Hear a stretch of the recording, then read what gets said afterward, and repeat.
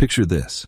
It's 1884, and one of the wealthiest men in New York is standing in front of a building that everyone is calling architectural suicide. His friends think he's lost his mind. The press is openly mocking him, because Edward Clark, heir to the Singer sewing machine fortune, has just done something that no respectable millionaire would ever consider. He's built an apartment building, not for the working class, not for immigrants crowding into tenements, for the elite, for people like himself. His advisors warned him. The location was so far north of the fashionable districts that critics nicknamed the building the Dakota, as if it were as remote as the Dakota Territory. The concept itself was social poison. Wealthy Americans didn't live in apartments, they lived in mansions. Separate, distinct, visible monuments to their success. Sharing walls with neighbors, no matter how wealthy those neighbors might be, was what poor people did, what Europeans did, not what American millionaires did. Clark died before his building opened, never knowing if his gamble would pay off. But within a decade, the Dakota wasn't just successful. It had started a revolution that would completely transform how the wealthiest Americans lived. And more than that, it would create a new form of luxury that had never existed before. A kind of living that merged privacy with convenience, grandeur with community, old-world elegance with modern innovation. This is the story of how apartments became palaces. How the Gilded Age elite, a generation that built mansions so large they required staffs of 30 or 40 people, came to embrace a new way of living that would have seemed impossible just years earlier. It's about the buildings themselves, massive structures that still dominate their neighborhoods today, the architects who designed them with innovations that changed how buildings work, the millionaires and artists and rogues who filled them, and the social earthquake that happened when America's upper class discovered that maybe, just maybe, you didn't need an entire city block to prove you'd made it. Because here's what nobody expected. Once the elite started moving into these luxury apartments, they didn't just accept them as a compromise. They demanded more. More space, more amenities, more services, more grandeur. And what emerged wasn't a lesser version of mansion life. It was something entirely new, something that in many ways exceeded what even the grandest private home could offer. The buildings we're going to explore weren't just places to live. They were self-contained worlds, vertical neighborhoods, architectural marvels that represented the absolute pinnacle of Gilded Age excess and innovation.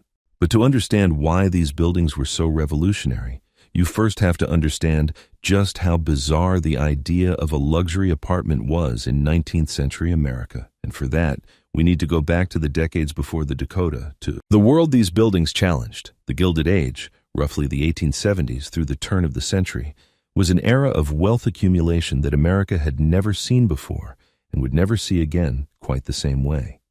The Industrial Revolution had created fortunes so vast they made European aristocracy look modest. The Vanderbilts, the Astors, the Carnegies and Rockefellers and Morgans, these weren't just rich people, they were individuals who controlled percentages of the nation's entire wealth that would be mathematically impossible today. And they showed it. The Gilded Age elite built monuments to themselves, massive limestone mansions along Fifth Avenue, summer cottages in Newport that had 70 rooms. They competed in displays of wealth that seem almost comical now. Mrs. Astor's ballroom could hold exactly 400 people, and if you weren't one of those 400, you simply didn't matter in New York society. Alva Vanderbilt threw a costume ball in 1883 that cost so much money the newspapers couldn't even calculate it accurately. Guests wore costumes worth tens of thousands of dollars for a single evening. Living arrangements reflected this competition. Your home wasn't just where you lived. It was proof of your position. The size of your mansion, the prominence of your location, the number of servants you employed. These things were carefully noted and compared. Sharing a building with others, no matter how luxurious, suggested you couldn't afford your own. It implied you were on your way up, not securely arrived, or worse, on your way down. European cities had a long tradition of luxury apartment living. In Paris, the finest families lived in spacious flats in beautiful buildings. But Americans were different. The whole point of America, the mythology that drove the Gilded Age, was that anyone could rise. And rising meant your own house, your own land, your own visible success. Apartments were a compromise, a European affectation, something that might work in crowded old-world cities but had no place in the land of opportunity. Except New York was running out of room. Manhattan is an island, and by the 1870s, the fashionable districts were packed. Fifth Avenue was lined with mansions, each competing for space and prominence. The cost of land in desirable areas had become astronomical. Even for millionaires, buying an entire plot and building a mansion was becoming prohibitively expensive in the best locations. And maintaining these enormous houses was its own challenge. The staffing costs alone could be staggering. Meanwhile, something interesting was happening in Paris. The great Haussmann renovations had created stunning apartment buildings that housed the French elite in genuine luxury. These weren't cramped workers' housing. They were spacious, elegant homes with all the amenities of a fine private residence. American travelers saw them and started asking questions. Why couldn't New York have buildings like this? The first attempts at luxury apartments in New York were tentative and not entirely successful. Buildings in the 1870s tried to split the difference, offering what they called French flats to upper-middle-class families. These were nicer than tenements, but still carried a stigma. They were where you lived if you couldn't quite afford a house. The truly wealthy wouldn't consider them. What changed everything was scale and audacity. A few visionary developers realized that you couldn't just build a nice apartment building and hope wealthy people would come. You had to build something so spectacular, so unprecedented, that living there became its own status symbol. You had to offer not just a place to live, but a lifestyle that even mansion dwellers couldn't match. Enter Edward Clark in the Dakota. Clark had money, vision, and apparently a high tolerance for criticism. He hired Henry Hardenberg, a relatively young architect who would later design the Plaza Hotel. Together, they planned something that had never been done before. Not just a luxury apartment building, but a fortress of elegance so grand it would make its own rules. The location was deliberately provocative. West 72nd Street in Central Park West was considered the wilderness in the early 1880s. The fashionable world lived in the 40s and 50s on the east side. Going this far north was like moving to the suburbs, except there weren't even suburbs yet. It was just undeveloped land, shanties, and open space. People genuinely did call it the Dakota as a joke about its remoteness. But Clark saw what others didn't. He saw Central Park, still relatively new, eventually becoming the crown jewel of Manhattan. He saw all that empty land as opportunity rather than isolation, and he saw that by going where nobody else would go, he could build on a scale that was impossible in the crowded established neighborhoods. The Dakota would occupy an entire city block, not because it had to, but because it could. The building that rose on that site between 1880 and 1884 was unlike anything New York had seen. It was massive, yes, but also deeply strange and wonderful. Hardenberg drew from German Renaissance architecture, creating a building that looked like it had been transported from another century and another continent. It had high gables and dormers, elaborate balconies, terracotta ornaments, and a color scheme that mixed yellow brick with brownstone and red accents. It didn't look like an apartment building because there was no template for what a luxury apartment building should look like. The entrance was through a courtyard, accessed by a gated archway. This alone was revolutionary. You didn't just walk into the Dakota from the street like you would a tenement, or even like you'd enter most European apartment buildings. You passed through a gateway into a private world. The courtyard itself was large enough that carriages could enter, turn around, and exit. Residents could arrive and depart in complete privacy, sheltered from the street. Inside, the building was a maze of innovation. It had 65 apartments, but no two were exactly alike. This was intentional. Clark and Hardenberg understood that wealthy families had different needs, different tastes, different ideas about how they wanted to live. So instead of creating identical units, they designed flexibility. Some apartments had 4 rooms, some had 20. Some occupied a single floor, others were duplexes or even triplexes. You could have a dining room that seated 40 or a small, intimate one. You could have a ballroom or a music room or an extra kitchen for kosher food preparation. The amenities were staggering for the time. The Dakota had its own power plant, generating electricity when most of New York still used gas. It had hydraulic elevators, and not just 1 or 2, but multiple elevators serving different parts of the building. There was central heating, something many mansions still didn't have reliably. The walls were thick, insulated for both warmth and sound. You would never hear your neighbors. Each apartment had multiple bathrooms, a luxury even in mansions where a single bathroom might serve an entire floor. The kitchens were modern and well-equipped, though most residents had staff who actually worked in them. There were servants' quarters throughout the building, with separate staircases and elevators, so domestic workers could move through the building without using the main passages. The wealthy residents could go days without seeing the servants who kept their lives running smoothly. The Dakota had its own laundry, its own storage, its own wine cellars. The basement was an entire separate world of service infrastructure. There were rooms for trunks because wealthy families traveled with enormous amounts of luggage. There were spaces for furniture storage, for seasonal items, for all the overflow that came with opulent living. Security was paramount. The building had staff on duty around the clock. There were doormen, elevator operators, maintenance workers, porters. You couldn't just wander into the Dakota. You were announced, vetted, allowed in. For wealthy New Yorkers worried about crime, about the changing city, about the influx of immigrants, the Dakota offered something better than a mansion could. It offered controlled access, professional security, and the comfort of knowing you were surrounded by people of your own class. But here's what made the Dakota truly revolutionary.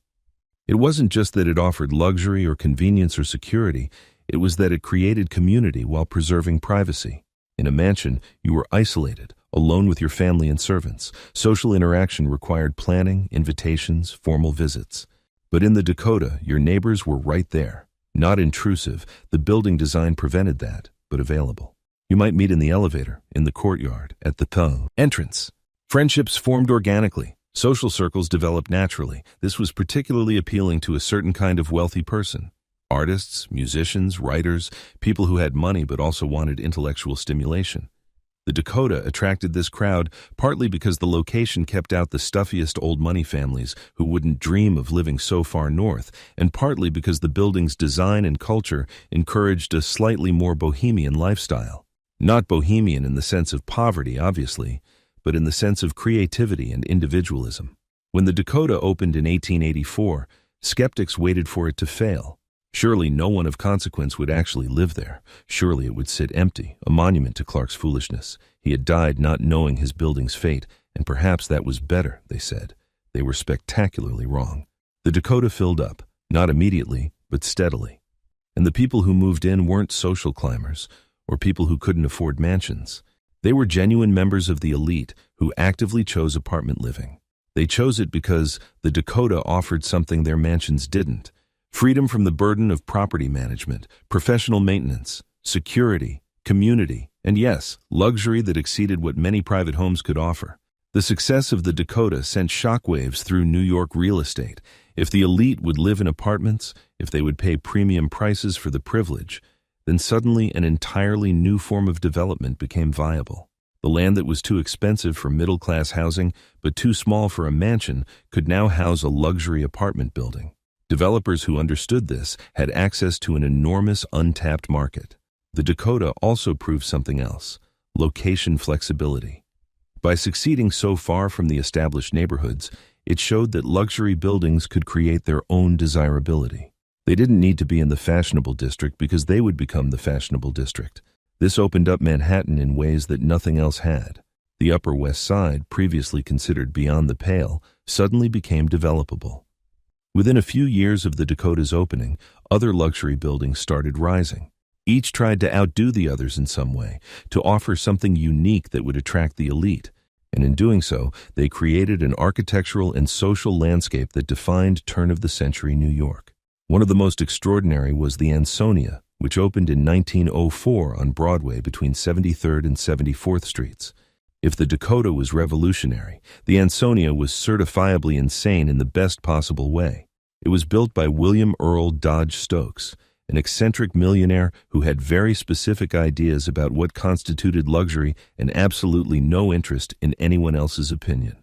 The Ansonia was enormous, vastly bigger than the Dakota. It occupied a full block and rose 17 stories, making it one of the tallest residential buildings in the world at the time. The architect, Paul Dubois, created a Beaux-Arts masterpiece that looked like a French palace that had been stretched vertically. It had turrets and balconies and ornate detailing on every surface. The facade was a riot of decoration, baroque and somehow both elegant and excessive. But the real story of the Ansonia was what happened inside, and particularly what happened on the roof. Stokes didn't just want a luxury building.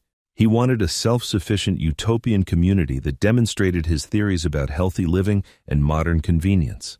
The result was one of the strangest luxury buildings ever constructed. The Ansonia had almost 600 rooms arranged into apartments of wildly varying sizes. But what made it unique was its facilities. The building had its own power plant like the Dakota, but that was just the beginning. It had pneumatic tubes running through the walls, part of a building-wide mail system. You could send a message to another apartment or to the front desk through these tubes and get a reply back in minutes. The Ansonia had multiple restaurants and cafes inside the building. Not just dining rooms for residents, but actual public-facing restaurants that anyone could visit. The idea was that residents could dine out without leaving home, and also that the restaurants would give the building a social atmosphere, making it a destination rather than just a residence. The restaurants were elegant and well-regarded, attracting diners from across the city. There was a lobby that functioned as a social hub, with seating areas and a constant flow of people. The Ansonia encouraged this. Stokes wanted residents to interact, to form a community. He believed that luxury wasn't just about private space, but about shared experiences and amenities. The building had one of the largest indoor swimming pools in the world at the time, in the basement. It was a full-size pool, beautifully appointed, available to residents. This was decades before most buildings would have such amenities. There were also Turkish baths, a complete spa facility that rivaled anything in the city. But here's where it gets really weird. Stokes was obsessed with self-sufficiency and animal husbandry. The Ansonia's roof wasn't just decorative space, it was a working farm. Stokes kept chickens up there, providing fresh eggs for residents. He had goats for milk. At various times there were ducks, a small cattle, even a small bear that was supposedly a pet but probably shouldn't have been living on a roof in Manhattan. The farm was serious enough that the building had its own feeding systems, water systems for the animals, and staff dedicated to caring for them. Stokes believed that having fresh food sources made the building healthier and gave it an advantage over other luxury buildings. Whether residents actually appreciated the farm is debatable. The concept was unusual enough that it generated publicity, but also some complaints about noise and smell. The Ansonia also had extraordinary soundproofing. The walls between apartments were thick and filled with insulation that was advanced for the time. This wasn't just for privacy. Stokes specifically designed the Ansonia to attract musicians. He knew that musicians had money, but struggled to find places to live where they could practice without disturbing neighbors. The Ansonia solved this problem. You could have a full orchestra rehearsing in your apartment, and the neighbors wouldn't hear a thing. This marketing decision shaped the building's character. The Ansonia became the musical center of New York. Enrico Caruso lived there, Arturo Toscanini, Igor Stravinsky, Lily Pons. Virtually every major musical figure who passed through New York at some point stayed at or lived in the Ansonia. It wasn't just that musicians lived there, though. They worked there. Apartments became rehearsal spaces, the public areas filled with impromptu performances. The Ansonia had a sound, literally and figuratively, that no other building could match. The building also attracted theatrical people, dancers, conductors, impresarios. The combination of soundproofing, central location, and artistic community made it irresistible to anyone in the performing arts. And because these people had money, substantial money from successful careers, the Ansonia maintained its luxury status while developing a distinctly creative atmosphere. This was a pattern that would repeat across the great apartment buildings. Each developed its own character, attracted its own particular subset of the elite, and became known for different things. Living in these buildings wasn't just about the physical space. It was about the social world you entered. The Majestic, which opened in 1894 on Central Park West at 72nd Street, directly across from the Dakota, was designed to attract old money families who wanted the convenience of apartment living, but with an atmosphere of restrained elegance. It was less flamboyant than the Ansonia, more conservative than the Dakota, but equally luxurious in its own way. The Majestic's apartments were vast. Many had 15 or 20 rooms, arranged on a single floor in a layout that mimicked a townhouse. You had formal entertaining spaces at the front, family quarters in the middle, servants' areas at the back. The separation was complete. Guests could spend an entire evening in your apartment and never see the private family spaces. The building's services were legendary. Every apartment had a service kitchen in addition to the main kitchen, with dumbwaiters connecting to basement service areas. Meals could be sent up from the building's kitchen if you didn't want to use your own. Laundry was collected and returned. The staff-to-resident ratio was extraordinarily high, with workers dedicated to each floor who knew every family's preferences and needs. The Majestic attracted a quieter elite, bankers, industrialists, old New York families whose names had been prominent for generations. These were people for whom ostentation was vulgar, but who still demanded perfect service and absolute quality in every detail. The building's exterior was elegant, but not showy. Inside, the individual apartments were decorated to each family's taste, but the public spaces maintained a dignified restraint. What the Majestic proved was that luxury apartments could appeal to even the most conservative old money families. If it worked for them, it could work for anyone. And that realization accelerated the building boom. The Apthorpe, which opened in 1908, took the Dakota's courtyard concept and expanded it dramatically. The building occupied a full block on Broadway between 78th and 79th Streets, and its central courtyard was massive, landscaped like a private park. You entered through enormous iron gates into this green space, completely cut off from the city's noise and chaos. The courtyard had gardens, fountains, places to sit. It was a private oasis. The Apthorpe's apartments were huge. The smallest had 6 rooms, the largest had well over 20. But more than size, the Apthorpe offered variety. Some apartments had conservatories, glass-enclosed garden rooms filled with plants. Some had private roof terraces. The building had been designed with the idea that each family could customize their space almost infinitely. The amenities kept escalating across these buildings. The Graham Court, on 7th Avenue and 116th Street, had a full health club in the basement with exercise equipment, massage rooms, and facilities for physical therapy. The Belle Nord, another courtyard building on 86th Street, had storage spaces large enough to house automobiles once cars became common. Several buildings added bowling alleys, billiard rooms, and libraries that were open to all residents. What's striking about these buildings is how quickly they moved beyond simply replicating mansion life in a vertical format. They started offering things that no private home could match. In a mansion, you might have a billiard room, but you couldn't have a swimming pool, a Turkish bath, a bowling alley, a restaurant, and a rooftop garden, all in the same building. The luxury apartment buildings could offer all of this because they served multiple families who could collectively support amenities that would be absurdly expensive for a single household. This created an interesting economic dynamic. Living in a luxury apartment was expensive, certainly. Rents could be thousands of dollars a month at a time when average workers made hundreds per year. But maintaining a comparable mansion could easily cost more.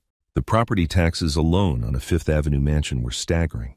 The staffing costs for a private household could run to tens of thousands annually. Maintenance, repairs, utilities, all of it was the owner's responsibility. In a luxury apartment, you paid rent, but the building handled everything else. Heat was included, electricity, water, maintenance, security, building staff. You still needed your own household servants, but you didn't need groundskeepers, maintenance workers, security guards, all the infrastructure staff a private home required. For wealthy people who traveled extensively, this was particularly appealing. You could close up your apartment and leave for 6 months without worrying about an empty house deteriorating. The financial logic was compelling enough that even some of New York's wealthiest families, people who could easily afford mansions, chose luxury apartments instead. They freed up capital that would have been tied up in real estate. They avoided the hassle of property management, and they got access to amenities and services that would have been prohibitively expensive to create privately. This economic efficiency, combined with the social benefits and the sheer luxury of these buildings, created a perfect storm. By 1910, luxury apartments had gone from a bizarre experiment to the preferred living arrangement for a significant portion of New York's elite. Fifth Avenue still had its mansions, but now Central Park West, Riverside Drive, and Park Avenue had their grand apartment buildings, and these were equally prestigious addresses. The architectural impact was profound. These buildings were massive, permanent, and designed to last centuries. They changed Manhattan's skyline and established the city's character in ways that are still visible today. When you look at the Upper West Side now, the buildings that define it are almost all from this era. The Dakota, the Ansonia, the Apthorpe, the Belle Nord, and dozens of others. They're still there, still occupied, still impressive. But more than their physical presence, these buildings changed how Americans thought about homes and status. They proved that you didn't need a private mansion to be at the pinnacle of society. That shared living, done right, could be more luxurious than isolation. That convenience and community weren't compromises but advantages. The change wasn't just in New York. Chicago saw its own luxury apartment boom with buildings like the Chicago Beach Hotel, which functioned as a residential hotel for wealthy families. Boston developed the Back Bay apartment district. San Francisco built luxury apartments along Nob Hill. Every major American city watched what was happening in New York and adapted the model to their own circumstances. The buildings also innovated technologically in ways that influenced all future construction. The electrical systems in these buildings were sophisticated, with individual controls for each apartment and backup power systems. The plumbing was advanced, with hot water on demand and multiple bathrooms becoming standard. The elevators evolved rapidly from hydraulic to electric, becoming faster and more reliable. Fire safety was a major concern and a major selling point.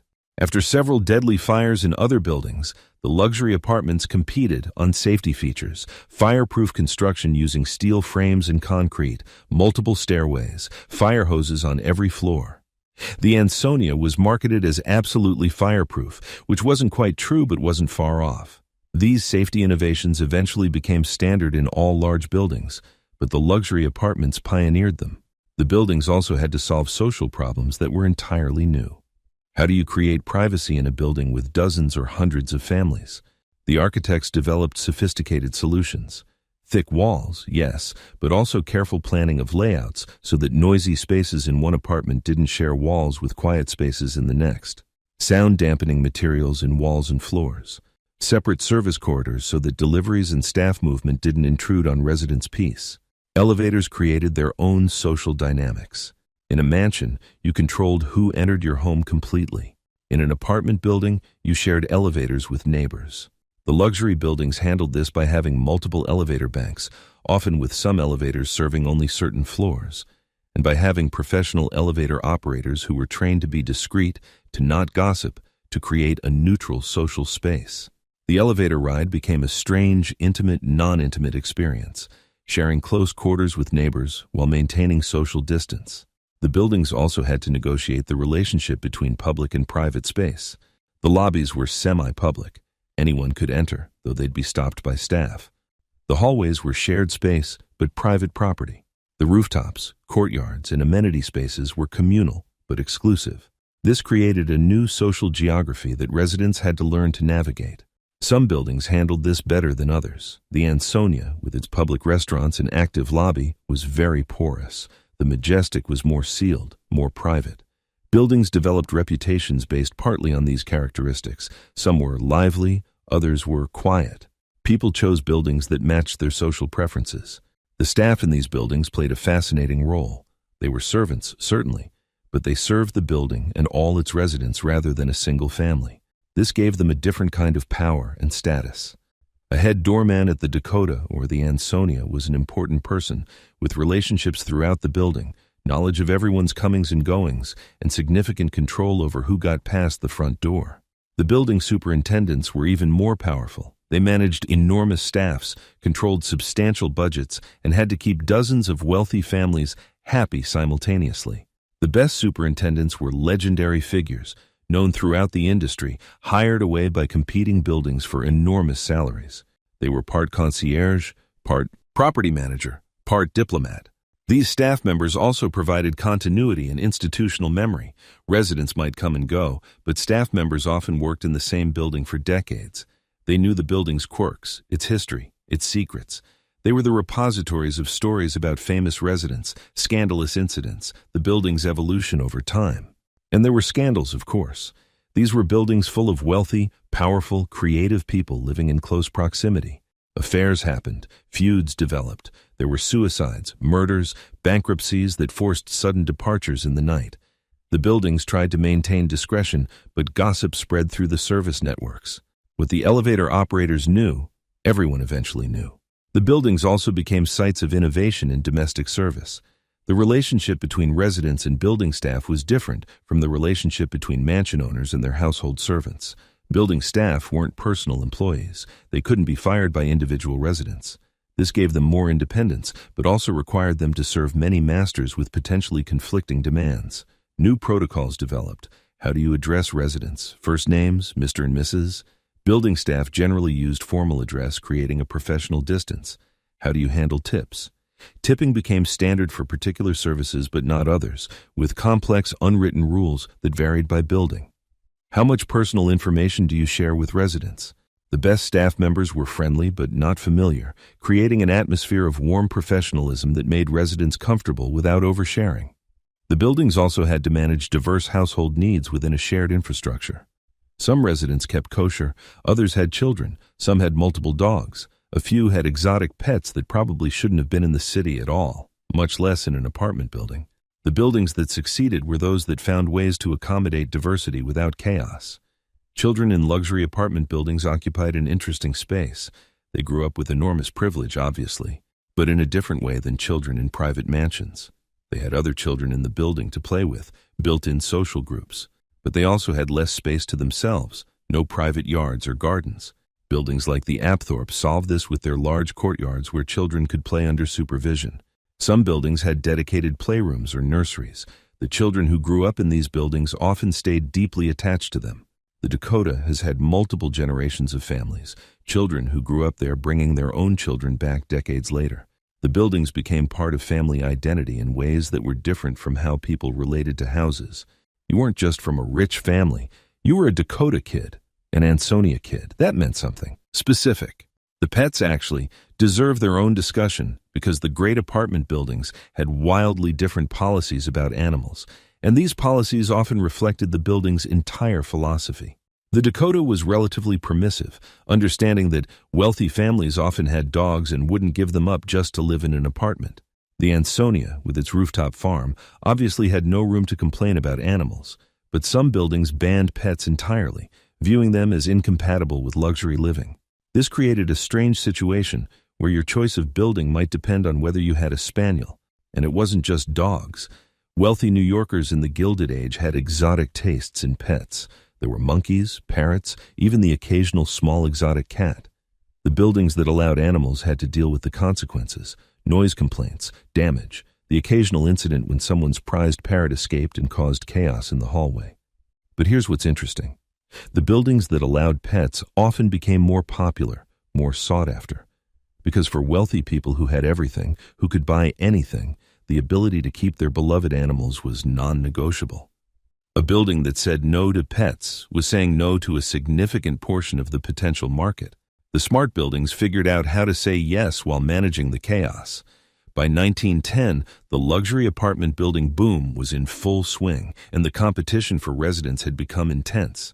Buildings needed to differentiate themselves, to offer something unique that would attract and retain wealthy tenants. This led to increasingly elaborate amenities and services. The Plaza, which opened in 1907, blurred the line between hotel and apartment building in fascinating ways. It was primarily a hotel, but it also had residential apartments for long-term tenants. The residents got all the services of a luxury hotel, room service, housekeeping, concierge. Combined with the stability and space of an apartment, you could live like you were permanently on vacation, with someone making your bed every day and preparing your meals if you wanted. This hotel-apartment hybrid became popular enough that other buildings copied it. The Ritz Tower, the Sherry Netherland, the Pierre all offered a mix of hotel and residential space. For wealthy people who didn't want to manage servants or deal with domestic details, this was perfect. You had your own space, but the hotel took care of everything.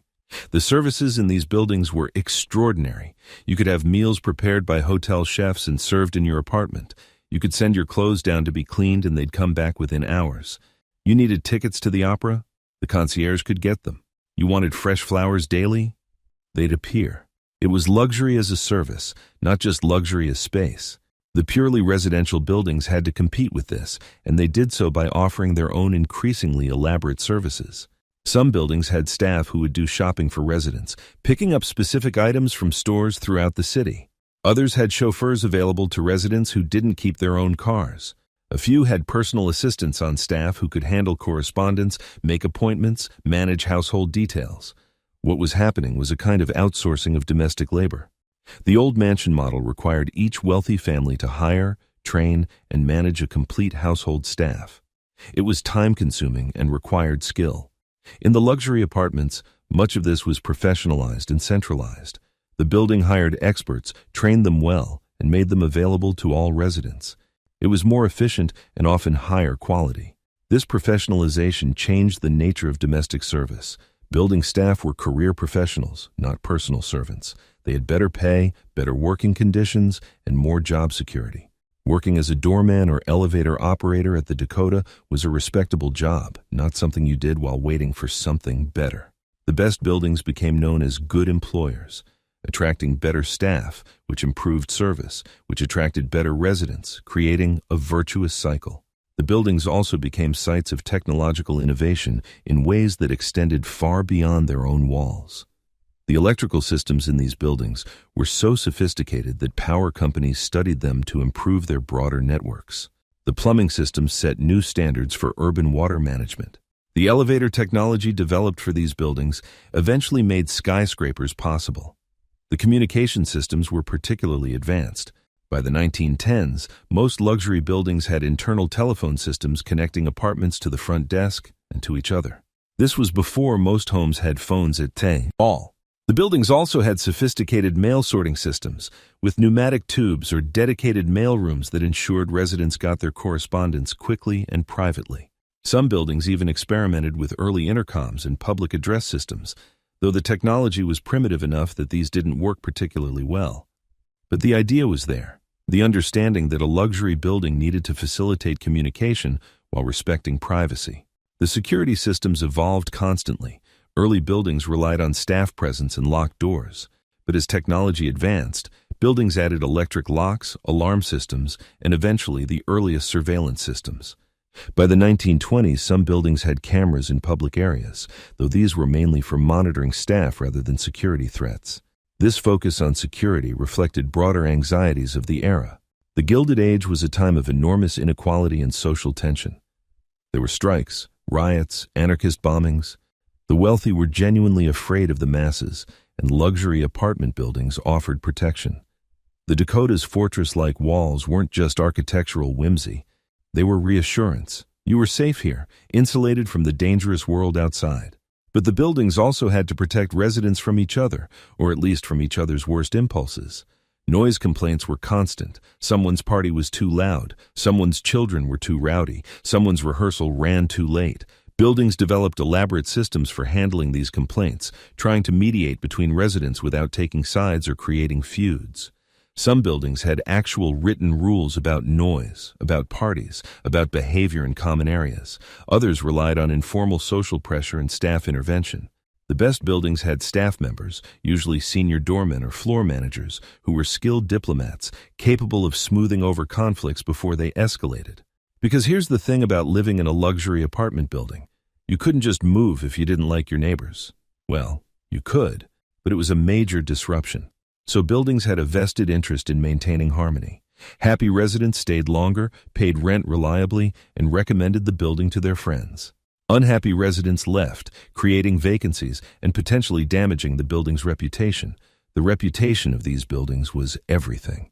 New York society was small enough that word spread quickly about which buildings were well managed and which were chaotic. A building could lose prestige almost overnight if the wrong scandal hit or if standards slipped. The buildings that succeeded long-term were those that maintained quality consistently, decade after decade. The Beresford, which opened in 1929 just before the stock market crash, represented the absolute peak of pre-Depression luxury apartment design. It was another building on Central Park West, part of the cluster of grand buildings that had transformed the Upper West Side. The architect was Emery Roth, who had designed several other notable buildings and understood exactly what the elite wanted. The Beresford had 3 towers, each topped with distinctive Baroque domes that made the building visible from across the park. The apartments were massive, with many having 10 or 15 rooms arranged in layouts that maximized light and views. Every major room faced the park, giving residents spectacular vistas without sacrificing privacy. What made the Beresford special was its understanding that by 1929, the wealthy residents of luxury apartments had become sophisticated about what they wanted. They wanted space, obviously, but also flexibility. They wanted classic elegance, but also modern convenience. They wanted privacy, but also access to services. The Beresford delivered all of this with a kind of effortless grace that marked the maturity of the luxury apartment as a building type.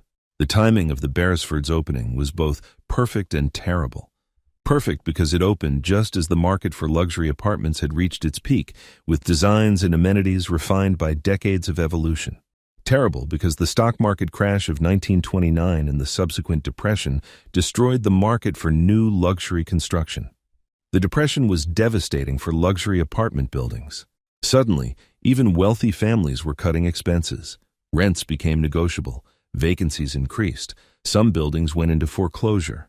A few were converted to offices or hotels because there weren't enough wealthy residents to fill them. But the truly great buildings survived. The Dakota, the Ansonia, the Beresford, the best buildings on Park Avenue and Central Park West, they weathered the depression. Partly this was because they were so well built that operating costs were manageable even with vacancies. Partly because they had established reputations strong enough that even in hard times, people who could afford luxury apartments wanted to live in them. And partly because the buildings adapted, lowering rents when necessary, offering more flexible lease terms, doing whatever it took to keep quality residents.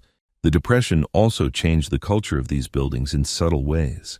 The outrageous displays of wealth that characterized the Gilded Age became unseemly during hard times. Buildings became more discreet. The focus shifted from ostentation to quiet elegance.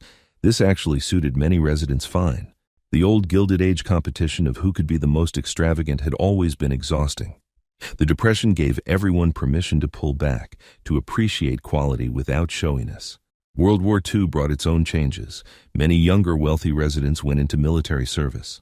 Some buildings lost significant numbers of male residents to the war. The domestic staff situation became difficult as workers left for better-paying war industry jobs. Buildings had to make do with smaller staffs and older workers. But the buildings themselves became important in the war effort. Some were used to house military officers or government officials temporarily in the city. Others became sites of war bond drives and civil defense activities. The sense of community that the buildings had fostered became important for morale. Residents organized support efforts, ran donation drives, did their part for the war. After the war, luxury apartments experienced a renaissance, but it was different from the pre-Depression era. The post-war wealthy were more numerous but individually less wealthy than the Gilded Age elite had been. The enormous inequality of the Gilded Age had decreased somewhat. There were more prosperous people but fewer families with truly outrageous fortunes. This changed what luxury apartments needed to offer. The new post-war buildings were still elegant, still expensive, but they were less grandiose. Apartments were smaller on average, 12 rooms instead of 20. Services were still excellent but more standardized, less personalized. The staff-to-resident ratio decreased. Buildings also had to deal with new technologies and expectations. Air conditioning became standard. Television changed entertainment habits. Parking became essential as car ownership spread even among urban dwellers. The great pre-war buildings had to retrofit parking garages into basements that had been designed for storage and servants' quarters. But the pre-war luxury buildings had advantages that new construction couldn't match. They had been built in an era of unlimited budgets and extraordinary craftsmanship. The materials were better, the details more refined, the spaces more generous. They had the patina of history. Living in the Dakota or the Ansonia in 1950 meant living in a building with decades of stories, famous former residents, architectural distinction that new buildings simply couldn't replicate. This historical cachet became increasingly important as the 20th century progressed. The buildings that had been revolutionary in 1890 or 1910 became historic landmarks by mid-century. They weren't just places to live, they were pieces of New York history, architectural treasures, celebrities in their own right. The Dakota in particular became famous beyond its architectural merit because of its association with artists and creative people. The building had always attracted this crowd. And by the 1960s and 70s, it was legendary for its artistic residents. Lauren Bacall lived there, Leonard Bernstein, Roberta Flack, and most famously, John Lennon and Yoko Ono, whose residence there in the 1970s brought the building unprecedented global attention. Lennon's murder in the Dakota's Archway in 1980 was a tragedy that marked the building indelibly. The place where he died became a pilgrimage site. The building became known worldwide, not just in New York. The assassination also raised questions about security in luxury buildings, about the price of fame, about the vulnerability even of the wealthy in urban spaces. But the Dakota endured. As it had endured everything else, the building's reputation was strong enough that the tragedy, horrific as it was, didn't diminish its prestige. If anything, it added another layer to the building's mystique. This was a place where history happened, where important people lived and sometimes died, where real life unfolded in all its tragedy and triumph. The other great buildings developed their own legends. The Ansonia became known not just for musicians, but for the characters who lived there during the mid-20th century. Babe Ruth lived there. Theodore Dreiser.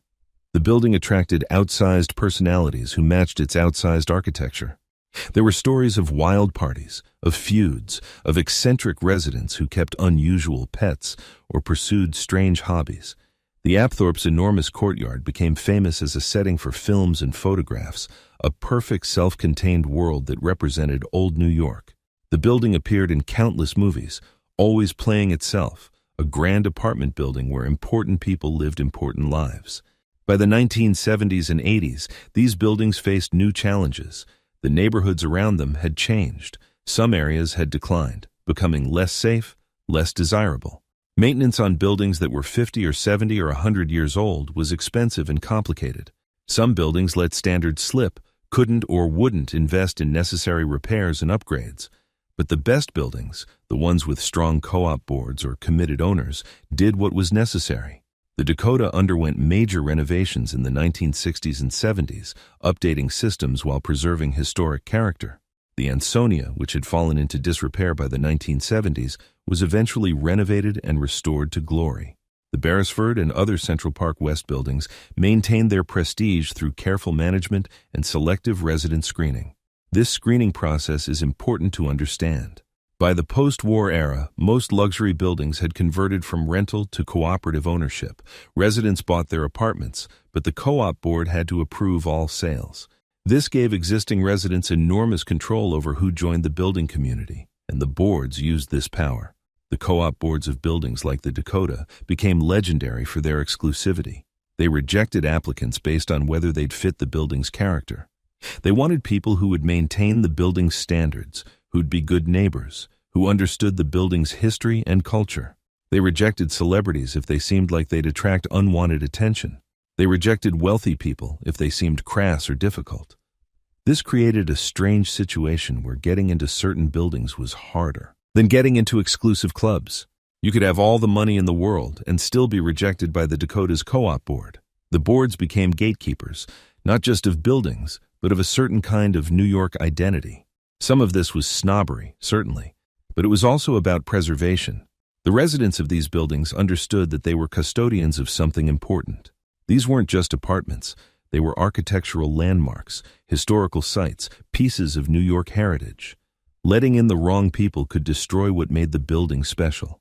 This preservation instinct became formalized through landmark designation. Starting in the 1960s, New York began designating buildings as official landmarks, protecting them from demolition or inappropriate alteration. The Dakota was designated in 1969, the Ansonia in 1972. Eventually, most of the great Gilded Age apartment buildings received landmark protection. This protection ensured these buildings would survive, but it also complicated ownership and management. Landmark buildings couldn't be altered without approval from the Landmarks Preservation Commission. Even minor changes to the exterior required permission. This preserved architectural integrity but made renovations and updates more difficult and expensive. The landmark status also increased the building's cachet. Living in a landmark building meant living in a piece of history.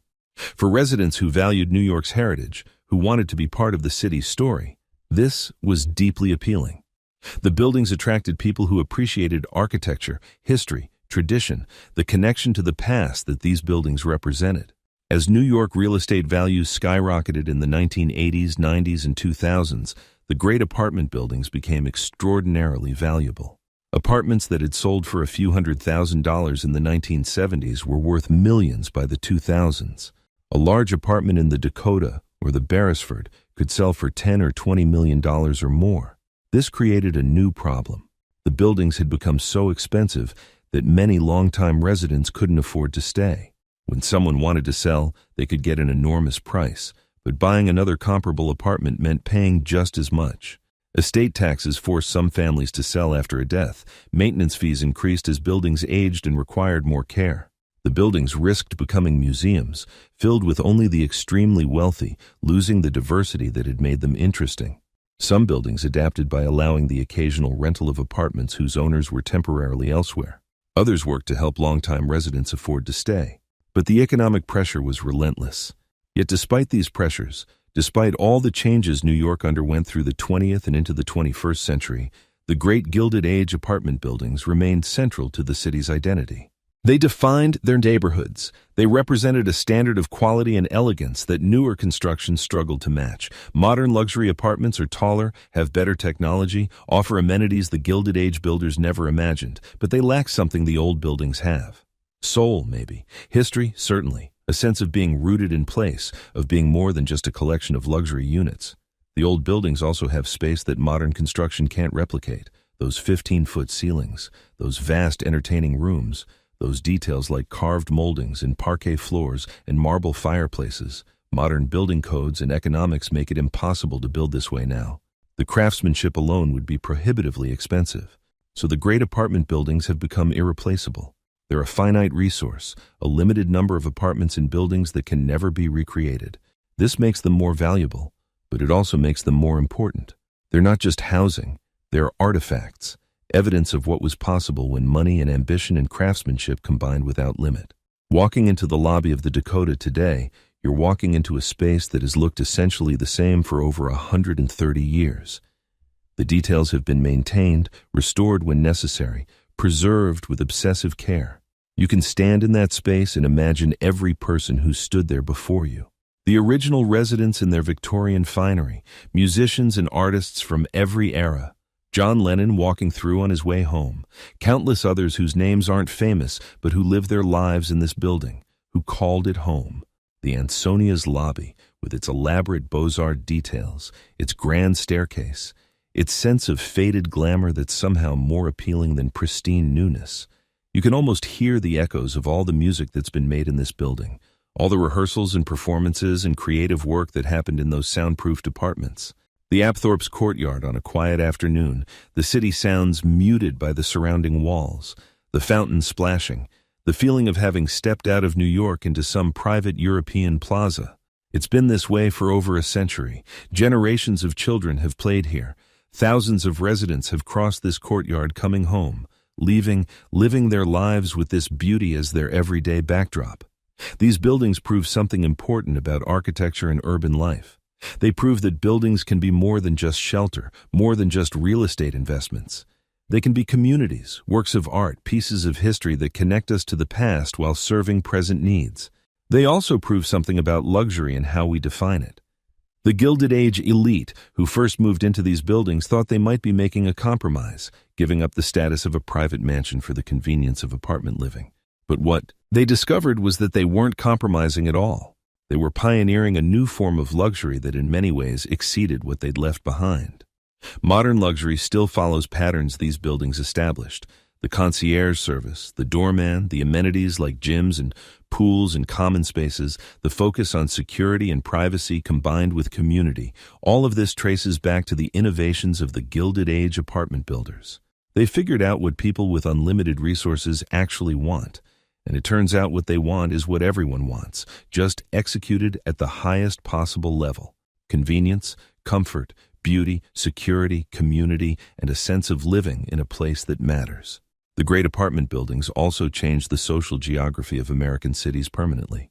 Before these buildings, the urban elite lived scattered throughout fashionable neighborhoods in individual mansions. The apartment buildings concentrated them, creating vertical communities that became centers of social and cultural life. This concentration had effects beyond the buildings themselves. Neighborhoods that attracted luxury apartment buildings developed differently than those that didn't. Central Park West became one of New York's most prestigious addresses because of the cluster of grand buildings along it. Park Avenue's transformation from a railroad right-of-way to the ultimate status address happened because luxury apartments lined both sides. The buildings also proved that cities could retain their elite populations. Before luxury apartments, the natural progression for successful Americans was to make money in the city, then retire to a country estate or suburban mansion. The luxury apartment buildings offered a reason to stay, a way to enjoy urban amenities while living in comfort that rivaled any country house. This kept wealth and cultural energy in cities. The musicians, artists, business leaders, and intellectuals who lived in luxury apartments stayed engaged with urban life. They supported theaters, museums, restaurants, and all the institutions that make cities culturally rich.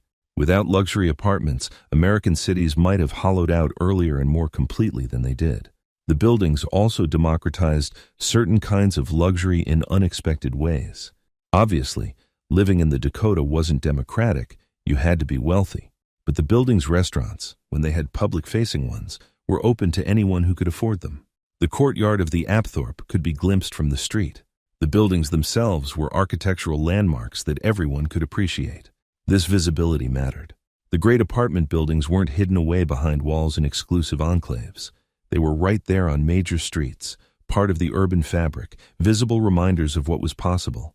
They inspired architects, influenced other buildings, set standards that affected even ordinary construction. The technical innovations from these buildings spread throughout the building industry. The elevator systems developed for luxury apartments made all tall buildings possible. The plumbing and electrical systems established standards that eventually became code requirements for all buildings. The fire safety measures pioneered in luxury buildings saved lives throughout the city. So these buildings had an impact far beyond their immediate residents. They were laboratories of urban living, places where innovations in construction, services, and community organization were tested and refined before spreading to other buildings in other cities. The cultural impact is harder to measure, but equally important. The great apartment buildings appeared in countless books, movies, and television shows. They became symbols of New York's sophistication, of elegant urban living, of a certain kind of lifestyle that represented success and taste. When a movie wanted to show that a character was truly successful, truly arrived, they'd show them living in a building like the Dakota, or the Beresford, or the Ansonia.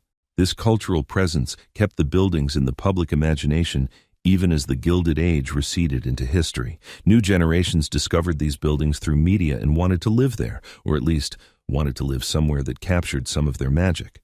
The buildings also became tourist attractions in their own right. People take tours of the Upper West Side specifically to see the great apartment buildings. They photograph the Dakota because of John Lennon. They stop at the Ansonia because they've read about its musical history. The buildings are part of New York's tourist infrastructure, destinations that draw visitors who want to experience the city's history and architecture. This tourism sometimes creates tension with residents who just want to live their lives without crowds of photographers outside their building. But it also validates the building's importance. They matter not just to their residents, but to everyone who cares about architecture, history, and urban culture. The preservation of these buildings has occasionally been controversial. Maintaining a century-old building to modern standards is expensive. Some owners have wanted to demolish and rebuild, or to make dramatic alterations that would change the building's character.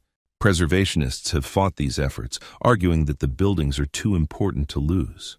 These fights have generally gone the preservationists' way, at least for the most significant buildings. The landmark protection laws have held. New York has decided through its laws and policies that these buildings are worth preserving, even if it's expensive, even if it limits what owners can do. This represents a value judgment that architectural and historical heritage matters, that some things shouldn't be sacrificed for short-term economic gain. It's a judgment that not everyone agrees with, but it's one that has preserved remarkable buildings for future generations. Looking at these buildings today, more than a century after most were built, their quality is astonishing. They were built so well, with such good materials and craftsmanship, that they've outlasted countless newer buildings. They've required maintenance, certainly, and periodic updates to systems and infrastructure, but the basic structures remain sound, the details remain intact, the spaces remain grand. This durability wasn't an accident. The builders of these apartments knew they were creating something meant to last. They used the best materials available. They hired skilled craftsmen who took pride in their work. They designed with an eye toward permanence, not just getting the building up and occupied. Modern construction, driven by economic pressures and faster timelines, rarely achieves this quality. We build for 30 or 50 years, not for centuries. The result is that we're constantly tearing down and rebuilding, creating waste and losing historical continuity in the process. The Gilded Age apartment buildings suggest a different approach. Build once, build well, and create something that will serve generations. It's more expensive up front, but over time it's more economical and certainly more sustainable. These buildings also remind us that luxury isn't just about having the most expensive thing. It's about quality, craftsmanship, beauty, and living in spaces that inspire and comfort. The Gilded Age. Elite understood this in ways we've sometimes forgotten. They wanted the best, and they were willing to pay for it, but they also had standards for what best meant that went beyond mere expense. The great apartment buildings met those standards in every detail. The marble in the lobbies wasn't just expensive, it was beautiful, carefully selected and installed. The wood in the apartments wasn't just rare hardwood, it was expertly crafted into intricate patterns. The metalwork wasn't just functional, it was decorative and elegant. This attention to detail created environments that people wanted to live in, not just because they were expensive, but because they were genuinely lovely. Walking through these buildings is an aesthetic experience. Every element has been considered, designed, executed with care. Modern luxury often focuses on the new, the cutting edge, the exclusive, which is fine, but it sometimes misses the timeless qualities that make spaces truly special. The Gilded Age builders understood that true luxury transcends fashion, that classical proportions and quality materials never go out of style. This is why these buildings remain desirable today. They're not trendy, they're timeless. They don't need to be updated every decade to stay relevant because they were built with principles that endure. High ceilings always make rooms feel more spacious and grand. Good natural light always makes spaces more pleasant. Solid construction always provides better sound insulation and climate control. The buildings also offer something increasingly rare in modern cities, a sense of permanence and stability. In a world that changes constantly, where buildings are torn down and neighborhoods are transformed seemingly overnight, these buildings endure. They're constants, reliable presences that provide continuity with the past. For residents, this stability is part of the appeal. You're not just renting or buying an apartment, you're joining a community with history and tradition. You're living in a place that has survived the Depression, 2 world wars, countless economic cycles, and all the changes New York has undergone. That kind of permanence is reassuring. The buildings also connect residents to something larger than themselves. Living in the Dakota means being part of the story of the Dakota, joining a long line of residents who've called the building home. You're a temporary custodian of a space that existed before you and will continue after you're gone. This perspective can be humbling, but also enriching. It encourages a long-term view, a sense of responsibility not just to yourself but to the building and its history. The best residents of these buildings understand this. They maintain their apartments carefully. They respect the building's character. They contribute to the community. The buildings also offer lessons in how to create true community in urban settings. Modern apartment buildings often struggle with this. Residents barely know their neighbors, pass in hallways without speaking, live isolated lives within a shared structure. The great Gilded Age buildings figured out how to prevent this isolation, partly through design, creating spaces and situations where residents naturally encountered each other. Partly through services that brought people together, partly through careful resident selection that ensured everyone shared certain values and standards. The result was buildings where residents actually knew each other, where communities formed organically, where neighbors looked out for each other while respecting privacy. This wasn't forced or artificial. It emerged naturally from the building's design and culture. Modern buildings trying to recreate this often struggle because they're working against cultural trends toward isolation and digital connection.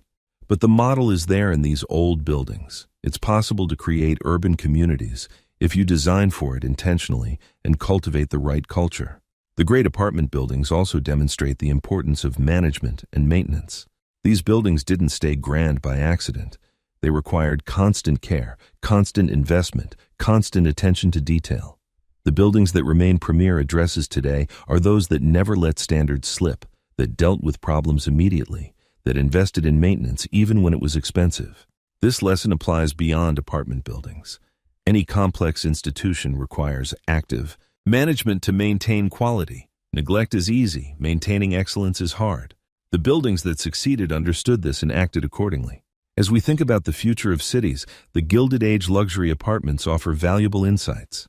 They show that density and luxury aren't incompatible, that urban living can be as comfortable and gracious as suburban or rural living. that good architecture and design can create environments people want to be in for generations. They also show the value of building for permanence, of creating structures that will last. In an era concerned about sustainability and climate change, the idea of building once and building well is increasingly relevant. The environmental cost of constantly tearing down and rebuilding is enormous. The Gilded Age apartments, still standing and useful after more than a century, represent a more sustainable approach. These buildings also preserve neighborhood character and historical continuity. The Upper West Side has changed enormously since 1880, but the great buildings along Central Park West provide a through line, a connection to the neighborhood's history. They give the area identity and character that newer neighborhoods often lack. This matters for cities. Neighborhoods without history or distinctive character tend to be bland, interchangeable. The great apartment buildings give their neighborhoods uniqueness, a sense of place that attracts people and creates value beyond mere square footage. The buildings have also become economic engines in their own right. The tourism they attract, the businesses they support, the cultural activities they host, all contribute to their neighborhood's vitality. They're not just residential buildings, they're anchors of urban life. Looking back at the Gilded Age apartment revolution from our perspective today, what's striking is how radical it was, and yet how completely it succeeded. In a single generation, luxury apartments went from unthinkable to essential, from social suicide to the height of fashion. This transformation wasn't inevitable. It required vision from developers like Edward Clark, skill from architects like Henry Hardenberg and Emery Roth, courage from the first residents who took a chance on a new way of living, and quality in execution that proved the concept worked. But once proven, the luxury apartment became a permanent part of American urban life. Every major city followed New York's lead. Luxury apartments spread across the country, adapted to local conditions, but following the patterns the New York buildings established. The Gilded Age may be long past, but its apartment buildings remain, still serving the purpose they were designed for, still offering luxury and comfort, still standing as monuments to an era when anything seemed possible if you had the vision and resources to pursue it. These buildings are more than just old apartments. They're architectural masterpieces, historical landmarks, communities that have endured for generations, and they're reminders that the built environment shapes how we live in profound ways. The apartments we live in, the services we expect, the amenities we demand, the way we think about urban community, all of this traces back to innovations pioneered in these Gilded Age buildings. They didn't just house the elite, they transformed how Americans lived. And remarkably, they're still here, still standing tall on their blocks, still turning heads, still inspiring wonder. The Dakota, the Ansonia, the Apthorpe, the Beresford, and dozens of others. Living pieces of history that continue to function as homes, as communities, as beautiful spaces that enrich the city. Walking past one of these buildings today, it's worth pausing to consider what you're looking at. Not just an old building, but a revolution frozen in stone and brick and terracotta. A monument to an era when anything seemed possible, and when the wealthy decided that maybe, just maybe, sharing a building with their fellow elite wasn't a compromise but an opportunity. An opportunity to create something new, something better, something that would last. They succeeded beyond anything they could have imagined. These buildings have lasted not just decades, but more than a century. They've housed countless residents, witnessed endless lives, absorbed countless stories. And they stand ready to continue for another century or more if we care for them as well as they deserve. That's the final lesson of the Gilded Age apartment buildings. Quality endures, beauty matters, community enriches life. And sometimes the most revolutionary thing you can do is build something so well, with such care and vision, that it becomes permanent, essential, irreplaceable. The great apartment buildings of the Gilded Age aren't just interesting historical artifacts. They're still vital parts of our cities, still serving their original purpose, still offering lessons in how to live well in urban environments. They remind us that we can do better than disposable architecture and isolated living, that it's possible to create spaces that are both luxurious and communal, both grand and human-scaled, both innovative and timeless. As cities continue to grow and evolve, as we face challenges our Gilded Age predecessors never imagined, these buildings stand as proof that some solutions are timeless. That good design works. That building with quality and vision creates value that compounds over generations. That home isn't just about space, it's about place, community, beauty, and connection to something larger than ourselves. The Gilded Age elite, who built and first inhabited these buildings, couldn't have known their creations would still matter more than a century later. They were solving immediate problems, pursuing current visions of luxury and convenience. But in doing so, they created something that transcended their era, something that speaks to fundamental human needs and desires that don't change with time. And that's perhaps the greatest achievement of these remarkable buildings. They're not museum pieces, frozen in time and preserved out of nostalgia. They're living, working buildings that continue to serve their purpose beautifully. They house families, shelter creativity, foster communities, and stand as proud landmarks in their neighborhoods. The apartments that redefined elite living in the Gilded Age are still redefining what's possible in urban living today, still challenging us to demand better, still proving that excellence is achievable if we're willing to invest in it, still standing as monuments to what happens when vision, resources, and craftsmanship combine without compromise. That's the story of these magnificent buildings, not just what they were, but what they continue to be, not just how they changed their era, but how they continue to shape ours. They're more than architecture. They're ongoing proof that we can build things that last, create communities that endure, and make cities that are not just functional, but beautiful, not just efficient, but inspiring. The Gilded Age apartment buildings achieved something rare and precious. They created luxury that didn't exclude but enhanced community. Spaces that were both private and connected. Buildings that were monuments to individual achievement, but that functioned as shared communities. This balance, this achievement, this vision remains as relevant and inspiring today as it was when Edward Clark first dared to build the Dakota in the wilderness of the Upper West Side. And the buildings remain, patient and proud, waiting for new generations to discover them, appreciate them, live in them, and carry forward the legacy of the time when apartments became palaces and redefined forever what elite living could mean.